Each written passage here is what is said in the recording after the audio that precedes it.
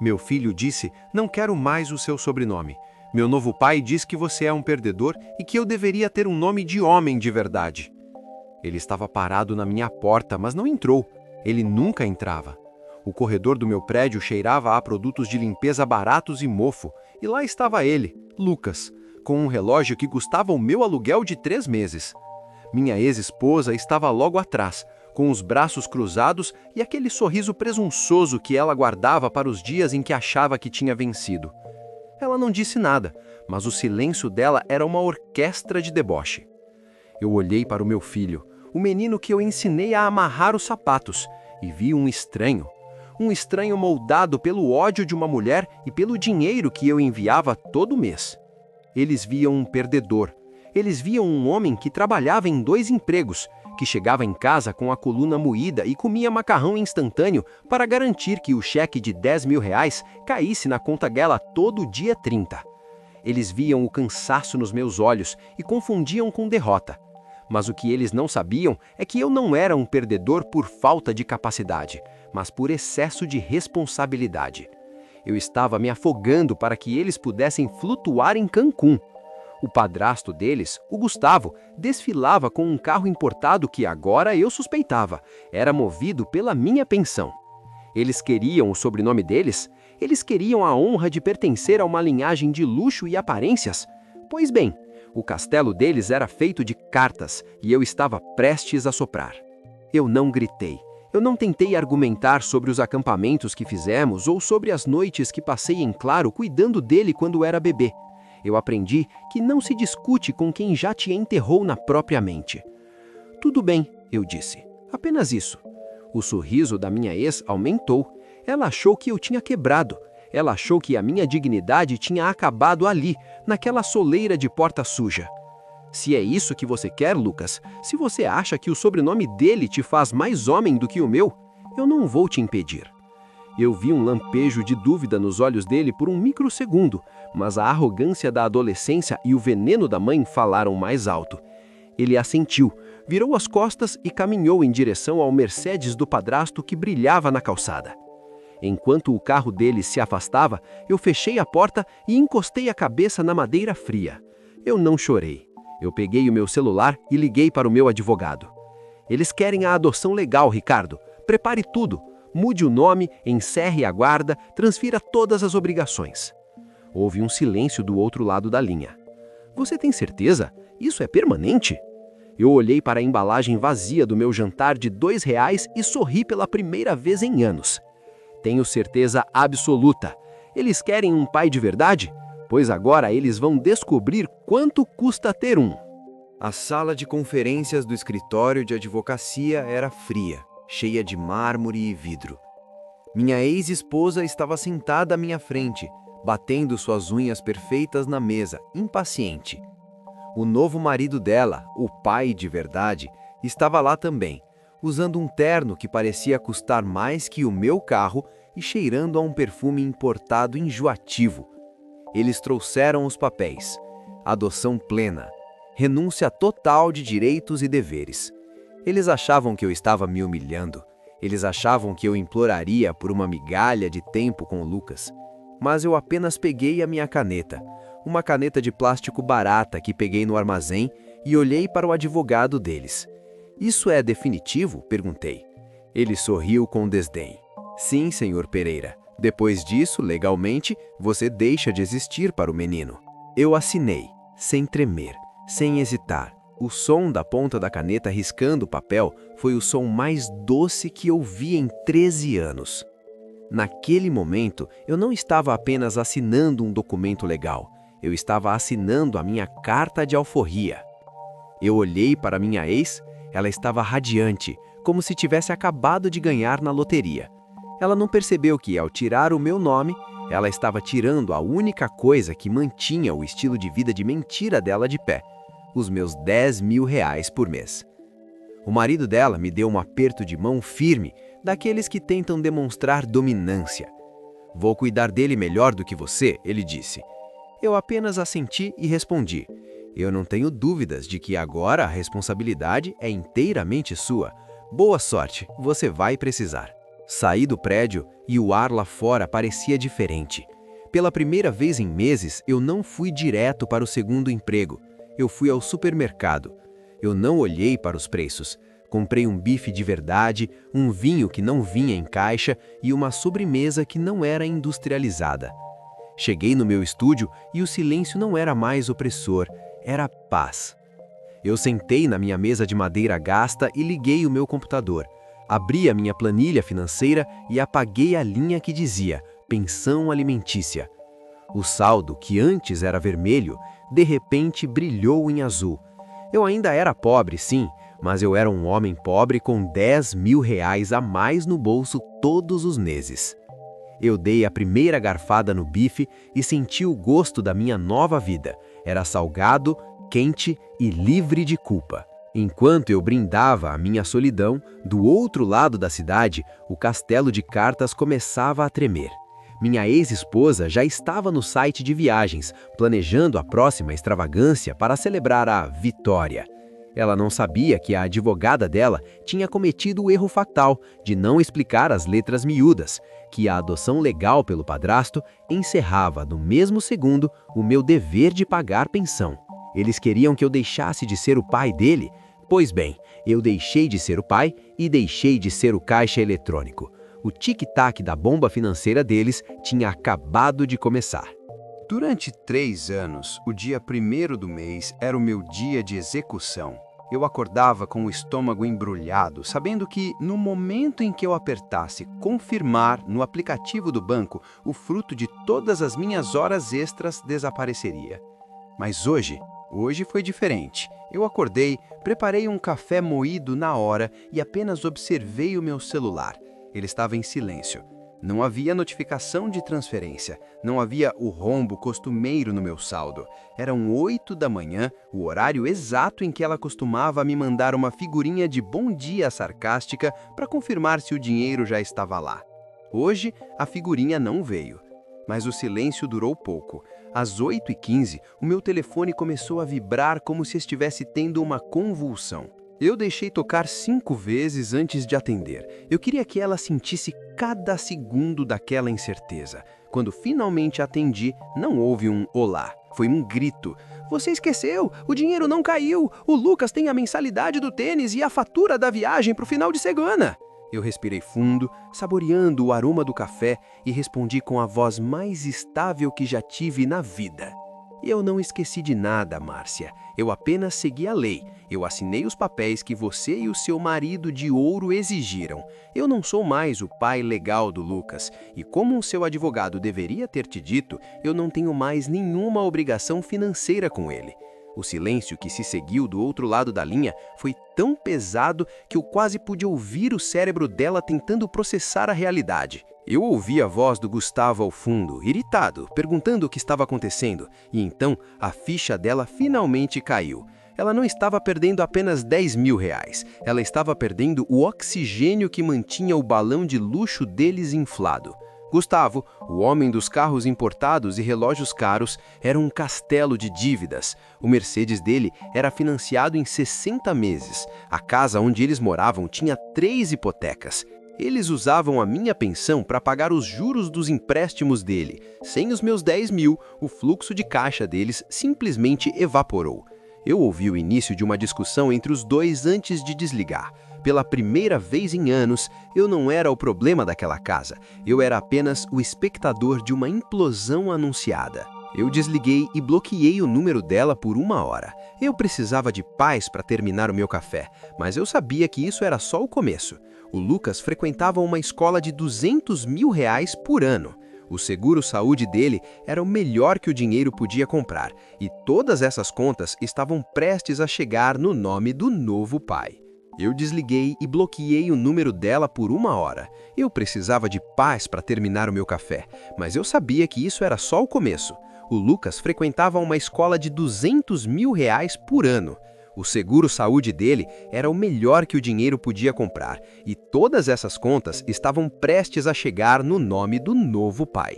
Eles queriam que eu saísse da vida dele. Pois bem, eu saí.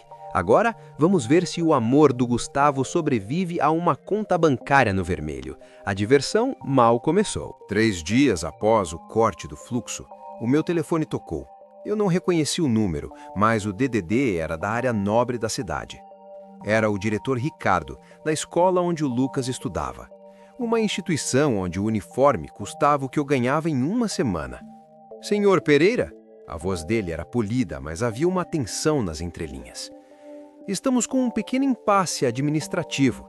A mensalidade do segundo semestre e as taxas da viagem de intercâmbio estão pendentes. Como o senhor é o contato financeiro principal há anos, achei melhor ligar pessoalmente antes de notificarmos a secretaria. Eu respirei fundo, recostando na minha cadeira de escritório barata. Diretor Ricardo, eu disse com uma calma que me surpreendeu. Agradeço a ligação, mas houve uma mudança jurídica significativa.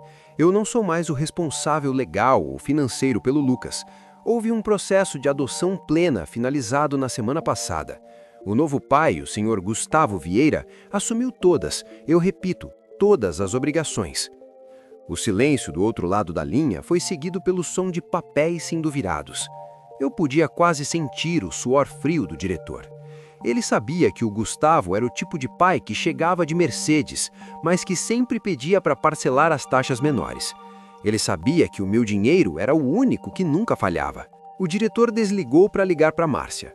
O que aconteceu depois eu soube por um conhecido que trabalhava na administração. Márcia e Gustavo foram convocados à escola. Não foi uma conversa discreta. Gustavo tentou dar um show, gritando sobre erros bancários e investimentos presos. Mas a escola de elite não aceita desculpas, aceita comprovantes. A humilhação foi pública. No pátio, entre mães com bolsas de grife, a notícia correu. O casal perfeito estava inadimplente. A Márcia saiu de lá chorando, percebendo que o nome Vieira não abria a porta se não houvesse o saldo do Pereira para garantir o cheque. Naquela noite, recebi um e-mail. Não era um pedido de desculpas, era uma intimação de um novo advogado alegando que eu agi de má fé ao não avisar sobre as consequências financeiras.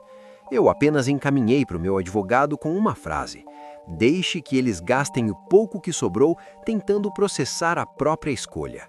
Eles queriam que eu desaparecesse? Pois bem, agora eles iam sentir o peso do vácuo que eu deixei. O próximo round seria no tribunal. 3 dias após o corte do fluxo, o meu telefone tocou. Eu não reconheci o número, mas o DDD era da área nobre da cidade. Era o diretor Ricardo, da escola onde o Lucas estudava.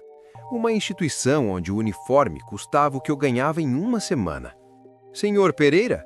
A voz dele era polida, mas havia uma tensão nas entrelinhas. Estamos com um pequeno impasse administrativo. A mensalidade do segundo semestre e as taxas da viagem de intercâmbio estão pendentes. Como o senhor é o contato financeiro principal há anos, achei melhor ligar pessoalmente antes de notificarmos a secretaria. Eu respirei fundo, recostando na minha cadeira de escritório barata. Diretor Ricardo, eu disse com uma calma que me surpreendeu. Agradeço a ligação, mas houve uma mudança jurídica significativa. Eu não sou mais o responsável legal ou financeiro pelo Lucas. Houve um processo de adoção plena finalizado na semana passada. O novo pai, o senhor Gustavo Vieira, assumiu todas, eu repito, todas as obrigações. O silêncio do outro lado da linha foi seguido pelo som de papéis sendo virados. Eu podia quase sentir o suor frio do diretor. Ele sabia que o Gustavo era o tipo de pai que chegava de Mercedes, mas que sempre pedia para parcelar as taxas menores. Ele sabia que o meu dinheiro era o único que nunca falhava. O diretor desligou para ligar para Márcia. O que aconteceu depois eu soube por um conhecido que trabalhava na administração. Márcia e Gustavo foram convocados à escola. Não foi uma conversa discreta. Gustavo tentou dar um show, gritando sobre erros bancários e investimentos presos. Mas a escola de elite não aceita desculpas, aceita comprovantes. A humilhação foi pública. No pátio, entre mães com bolsas de grife, a notícia correu. O casal perfeito estava inadimplente. A Márcia saiu de lá chorando, percebendo que o nome Vieira não abria a porta se não houvesse o saldo do Pereira para garantir o cheque. Naquela noite, recebi um e-mail. Não era um pedido de desculpas, era uma intimação de um novo advogado alegando que eu agi de má fé ao não avisar sobre as consequências financeiras. Eu apenas encaminhei para o meu advogado com uma frase: deixe que eles gastem o pouco que sobrou tentando processar a própria escolha. Eles queriam que eu desaparecesse? Pois bem, agora eles iam sentir o peso do vácuo que eu deixei. O próximo round seria no tribunal. 6 semanas depois, o corredor do fórum parecia um purgatório. Márcia não usava mais sua bolsa de grife, ela segurava uma pasta de plástico barata. Gustavo não olhava para mim. O terno dele, antes impecável, agora parecia um número maior, como se ele estivesse encolhendo sob o peso das dívidas. O novo advogado deles, um recém-formado que parecia ter sido contratado pelo menor preço possível, tentava manter a postura. Quando as portas se abriram, o silêncio da sala de audiências foi cortado apenas pelo som dos meus sapatos de brechó, firmes no chão. Eu não estava lá para me defender, eu estava lá para assistir ao espetáculo da justiça que eles mesmos convocaram. O advogado deles começou com uma voz trêmula, alegando que eu havia induzido o casal ao erro, que eu agi de má fé ao não explicar que a adoção plena extinguia a pensão alimentícia. Eles tentaram me pintar como um vilão calculista que abandonou o próprio filho por dinheiro. Eu permanecia em silêncio, olhando para um ponto fixo na parede, enquanto meu advogado apenas sorria de canto. Ele não interrompeu, ele deixou que eles se enforcassem com a própria narrativa. Quando foi a nossa vez, ele não fez um discurso. Ele apenas entregou à juíza um tablet com as capturas de tela das mensagens da Márcia. O Lucas precisa de um pai de verdade, dizia uma. Você é um perdedor falido, saia do caminho de quem pode dar um futuro para ele, dizia outra. A juíza Helena, uma mulher que parecia ter esculpido sua carreira em mármore, leu as mensagens lentamente. O silêncio na sala era tão denso que eu podia ouvir a respiração ofegante da Márcia. A juíza tirou os óculos e olhou diretamente para o Gustavo.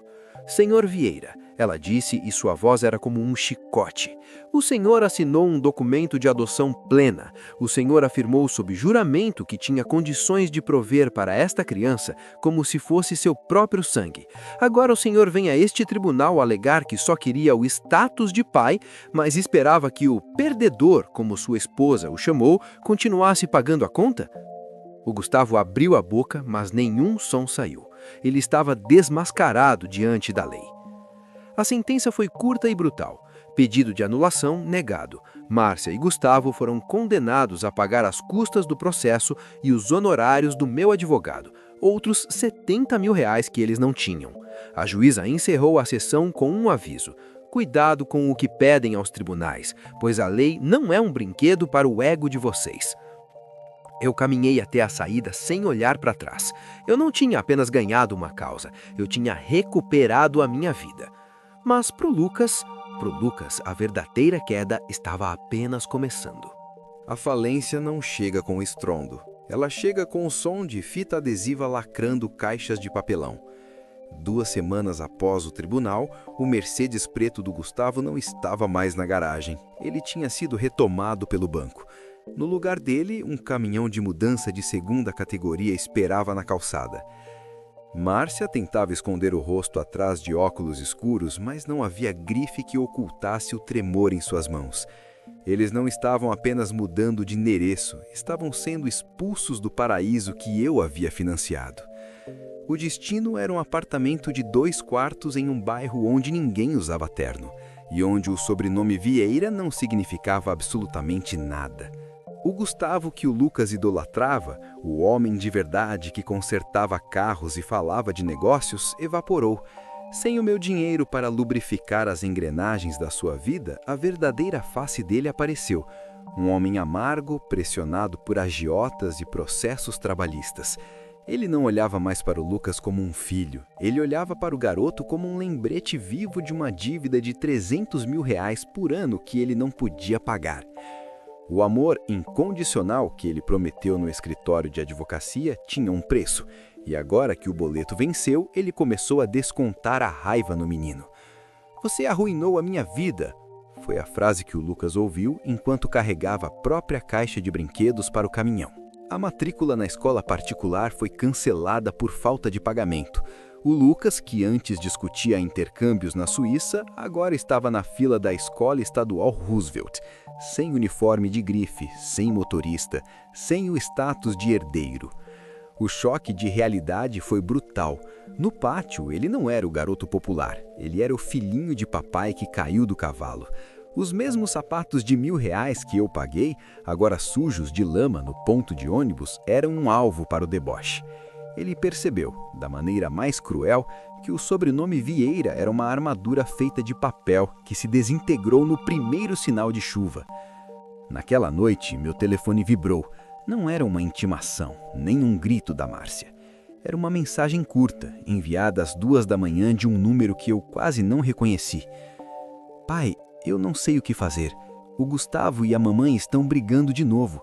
Ele disse que nunca me quis. Eu olhei para a mensagem, o brilho da tela iluminando o meu novo apartamento, silencioso e pago. Eu senti a pontada no peito, o instinto de correr e salvar. Mas então lembrei da frase dele na minha porta. Você é um perdedor. Eu bloqueei a tela. A lição de hoje era sobre gravidade. O tombo só para quando você atinge o fundo. O soco não doeu tanto quanto a frase que o precedeu. No pátio da escola Roosevelt, um garoto maior que o Lucas gritou para quem quisesse ouvir. Olha lá o Vieira! O pai de verdade não quis ele e o pai de mentira tá quebrado. O Lucas, que passou 13 anos sendo protegido por um escudo de dinheiro que ele achava que era eterno, explodiu. Não foi uma briga de cinema. Foi uma luta desesperada de alguém que estava tentando recuperar a honra que ele mesmo jogou fora.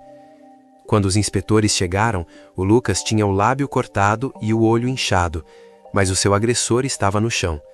O problema é que, no mundo real, a vítima também paga o preço se for ela quem der o primeiro golpe. Eu estava no meio de um inventário no meu novo emprego quando o telefone tocou. Escola Roosevelt, seu nome está como primeiro contato de emergência. Eu respirei fundo. A Márcia e o Gustavo não tinham se dado ao trabalho de atualizar os dados. Por quê? Porque atualizar exige esforço, e eles estavam ocupados demais tentando esconder os móveis dos oficiais de justiça. A diretora disse que tentou ligar para os dois 4 vezes, mas ninguém atendeu. Eu olhei para o relógio. Eu tinha uma reunião em 1 hora. Eu poderia ter dito que não era mais o guardião. Eu poderia ter desligado. Mas eu vi o rosto do menino na minha mente.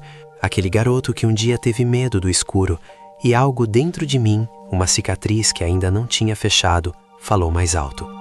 Estarei aí em 20 minutos. Quando entrei na diretoria, o cheiro de papel velho e café requentado me atingiu. E lá estava ele. O Lucas parecia minúsculo naquela cadeira de plástico.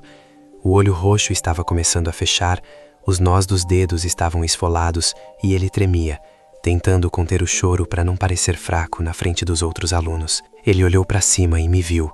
O choque no rosto dele foi seguido por um desmoronamento total. Ele não esperava que o perdedor aparecesse. A diretora explicou a suspensão de 3 dias. Eu apenas assinei os papéis com a mesma calma que assinei a adoção. Eu não o abracei. Eu não perguntei se ele estava bem. Eu apenas disse: pegue sua mochila. Vamos. A viagem no carro foi em silêncio absoluto até pararmos em um semáforo. Ele encostou o gelo no olho e sussurrou: eles disseram que você me assinou como se eu fosse lixo. Eu olhei diretamente para ele, sem filtro, sem piedade. Eu dei a você exatamente o que você pediu na minha porta, Lucas. Você escolheu um sobrenome de ouro, mas esqueceu que o ouro atrai ladrões. Ele começou a chorar de verdade. Naquele momento, ele percebeu que o Gustavo não viria buscá-lo. O pai de verdade dele estava ocupado demais se afogando. Eu liguei o carro. A suspensão seria o menor dos problemas dele. Eu não o levei para um parque ou para um psicólogo. Eu o levei para o meu estúdio de 30 metros quadrados. Quando a porta abriu, o Lucas recuou um passo. O cheiro de sabão em pó barato e a falta de espaço pareciam sufocá-lo. Este lugar é minúsculo, ele disse, a voz ainda trêmula. Eu joguei a mochila dele na cama de solteiro e apontei para a pia com 2 pratos e uma caneca. Este é o lugar que você chamou de lixo, Lucas. Este é o lugar onde eu morei nos últimos 3 anos para que você pudesse ter um console de videogame novo a cada 6 meses e fotos em Cancún. Cada centímetro deste quarto foi pago com o suor que eu não usei para comprar uma casa maior, porque o dinheiro tinha que ir para a conta da sua mãe. Eu liguei o meu notebook antigo e abri a planilha que eu alimentei religiosamente. Vem aqui, eu ordenei. Ele se aproximou, o olho roxo latejando. Eu mostrei os números. R$ 10.000 de pensão. 5.000 de bônus extra para emergências que a Márcia inventava. O custo da escola, do seguro, das roupas de grife e do lado o meu saldo. O que sobrava para mim eram R$ 1.500 por mês. Você me chamou de perdedor porque eu não tinha uma casa de verdade, eu disse, olhando no fundo dos olhos dele. Eu não tinha uma casa porque eu estava construindo a sua. E enquanto eu comia macarrão instantâneo aqui, você estava rindo da minha cara no Mercedes de um homem que nunca pagou um boleto seu. O Lucas pegou o celular dele. Ele queria ligar para Márcia, queria que ela desmentisse tudo, queria que o Gustavo viesse buscá-lo e o levasse de volta para a mentira confortável. Ele ligou 1, 2, 3 vezes. Na quarta, a Márcia atendeu. Eu ouvi os gritos dela pelo alto-falante. Ela não perguntou como estava o olho dele ou se ele tinha comido. Ela gritou que o Gustavo tinha saído de casa depois de outra briga por causa das contas e que o Lucas era um fardo que ela não conseguia carregar sozinha agora. Ela desligou na cara dele. O silêncio que se seguiu no meu apartamento foi o som de um coração de 13 anos se despedaçando por completo. Eu fui até o armário, peguei um pacote de macarrão instantâneo de galinha e coloquei a água para ferver. O jantar tá servido, Lucas, eu disse, colocando a tigela de plástico na frente dele. Ele olhou para o vapor subindo, as lágrimas caindo dentro do caldo barato. Eu não sabia, pai. Eu juro que não sabia. Eu me sentei à frente dele e peguei o meu próprio garfo. Agora você sabe. Bem-vindo à vida real. Coma tudo. Amanhã, a gente descobre quem você vai ser quando a maquiagem do Instagram acaba. R$ 10.000 por mês, R$ 120.000 por ano. Durante 3 anos, esse foi o valor do meu imposto de humilhação. Mas agora, esse dinheiro era meu. Eu não o gastei em relógios ou viagens. Eu o usei como combustível. Comprei 3 novas máquinas de estamparia, aluguei um galpão pequeno, mais limpo e comecei a trabalhar 16 horas por dia. O perdedor estava se tornando um concorrente perigoso no mercado local. O Lucas assistia a tudo isso do canto da oficina, sentado em um banco de madeira, vendo o meu suor se transformar em pedidos entregues e faturas pagas. Ele não tinha mais o Mercedes para buscá-lo. Ele tinha as minhas ordens para cumprir. Eu não dei moleza. Se você quer comer, você vai carregar essas caixas, eu disse no primeiro dia. Ele reclamou da dor nas costas, reclamou do calor, reclamou que os amigos da antiga escola ririam se o vissem ali. Eu apenas apontei para a planilha de custos. A dor é temporária, Lucas. A mediocridade é eterna. O Gustavo falava de negócios em jantares caros, mas eu faço negócios aqui, no chão da fábrica. Aos poucos, as mãos macias dele começaram a calejar. O olhar de arrogância foi substituído por uma concentração cansada. Ele começou a entender que um homem de verdade não é definido pelo que ele consome, mas pelo que é capaz de produzir. Enquanto nós crescíamos, o mundo da Márcia evaporava. Recebi a notícia de que o Gustavo tinha fugido para outro estado, deixando-a com as dívidas e um processo de despejo. Ela me ligou uma vez, a voz embargada por remédios e desespero, pedindo uma ajuda para não ficar na rua. Eu olhei para o Lucas, que estava limpando a graxa de uma engrenagem, e passei o telefone para ele. Ele ouviu o choro da mãe por 2 minutos e disse apenas uma frase. Mãe, o pai tá trabalhando, liga depois. Ele desligou. Naquele momento eu soube que ele não pertencia mais ao mundo de ilusões dela. Ele tinha cruzado o deserto e chegado ao lado da realidade. No final do primeiro mês de trabalho dele, eu não dei um console de videogame. Eu entreguei um envelope com R$ 500, o primeiro dinheiro que ele ganhou na vida. Ele olhou para as notas amassadas e depois para as próprias mãos calejadas. Isso vale mais do que tudo que o Gustavo me deu, ele sussurrou. Eu coloquei a mão no ombro dele, a primeira vez que fiz isso desde a briga. Isso é seu, Lucas. Ninguém pode tirar. Nem eu, nem ela. O perdedor tinha morrido, e o que estava nascendo ali era algo que o dinheiro da pensão nunca poderia comprar. 1 ano se passou. O pequeno galpão de estamparia agora era uma fábrica que pulsava dia e noite. Eu não morava mais no estúdio de 30 metros. Eu tinha uma casa, onde o silêncio era uma escolha, não uma imposição da pobreza. Era fim de tarde e o sol alaranjado entrava pelas janelas da minha nova oficina. O Lucas estava lá, terminando de conferir um carregamento. Ele não era mais o garoto de mãos macias e olhar de deboche. Ele era um homem jovem, com os ombros largos de quem carrega o próprio peso e olhos que aprenderam a ler a alma antes de olhar para a etiqueta da roupa. Ele se aproximou de mim, segurando um envelope pardo. Suas mãos tremiam, mas não de medo, era reverência. Ele colocou o envelope sobre a mesa de aço. "Pai", ele disse, e a palavra saiu com o peso de uma oração. Eu entrei com o pedido. Eu quero mudar meu nome de volta. Eu não quero ser um Vieira. Eu não quero o luxo falso que me ensinaram a amar. Eu quero ser um Pereira. Eu quero carregar o nome do homem que comeu macarrão instantâneo para que eu não passasse fome, mesmo quando eu o chamava de perdedor. Eu olhei para o papel. Era o formulário de reversão de nome. Eu senti um nó na garganta, que nenhuma vitória financeira jamais me deu. Mas eu não assinei de imediato. Eu olhei para ele e disse: "Um sobrenome não é um rótulo, Lucas. É um contrato. Você está pronto para assinar com o seu suor o que o Gustavo tentou assinar com o meu cheque?" A Márcia tentou aparecer uma última vez na semana anterior. Ela veio à fábrica, com roupas que já não brilhavam e um olhar de quem procurava um salvador. Ela viu o Lucas trabalhando e tentou chamá-lo de meu pequeno príncipe. O Lucas nem parou a máquina. Ele apenas apontou para a porta e disse: "Aqui só entra quem trabalha, mãe. O príncipe morreu. Sobrou apenas o operário." Eu vi o momento em que ela percebeu que tinha perdido tudo. O dinheiro, o marido de mentira e finalmente o filho que ela tentou usar como arma. Ela saiu em silêncio, uma sombra desaparecendo na luz do nosso sucesso. O perdedor, afinal, era quem tinha construído uma vida sobre a areia da vaidade. Eu peguei a caneta e assinei. Mas desta vez não foi uma renúncia, foi um reconhecimento. Eu devolvi a ele o nome Pereira, não como um presente, mas como um prêmio por ele ter se tornado o homem que eu sempre soube que ele era. Hoje, quando as pessoas perguntam quem nós somos, ele não aponta para o carro ou para a conta bancária. Ele aponta para as cicatrizes nas mãos e para a placa na entrada da nossa empresa. Meu filho me chamou de perdedor. Eu disse: "Tudo bem", porque eu sabia que no final, o perdedor seria o único capaz de ensiná-lo a vencer de verdade. O tempo das mentiras acabou. O tempo do Pereira começou agora.